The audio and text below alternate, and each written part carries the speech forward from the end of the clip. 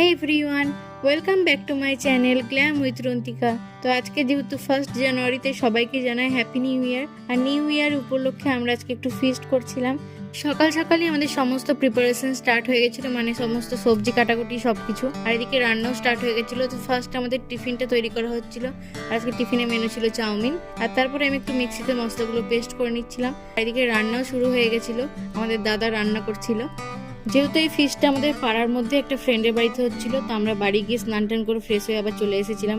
তো তারপরে এখানে আমি লাস্ট ফিনিশিং দিচ্ছিলাম, মানে মাংসটা একটু নাড়ছিলাম। তো আমাদের রান্না কমপ্লিট হয়ে যাওয়ার পর তারপরে আমরা বসে গেছিলাম খেতে। অনেকটা বেলাও হয়ে গেছিলো। আর আজকে লাঞ্চের মেনু ছিল ফ্রাইড রাইস আর একটা সবজি পনির দিয়ে, আর চিকেন, চাটনি, দই, মিষ্টি। তো দই মিষ্টি ক্লিপটা নিতে আমি ভুলে গেছিলাম। তো তারপরে আমরা এখন খাওয়া দাওয়া কমপ্লিট করে নিই।